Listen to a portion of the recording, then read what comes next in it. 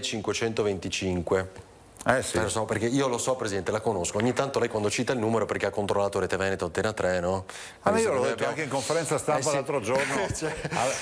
All'aggiornamento, perché qui insomma è dalla pandemia all'autonomia, però non mi dica sempre lo stesso. Che cosa, perché il timore ovviamente è che adesso con tutti gli impegni e i rischi e le attenzioni che anche il governo Draghi deve avere su tutt'altri temi, la pandemia, guardi, a noi ci ha zuppato perché 24 mesi, anzi 22 mesi ad oggi li abbiamo persi. Li abbiamo persi.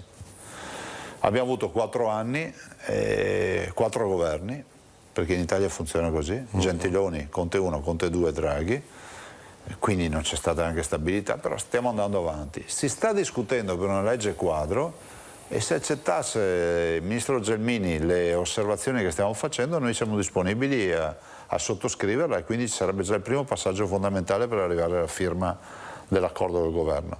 Però adesso c'è ancora pandemia, c'è ancora casino, speriamo bene. Però guardi, ai Veneti dico cosa? Che intanto il referendum è stata la garanzia, il salvacondotto per l'autonomia. Arriverà.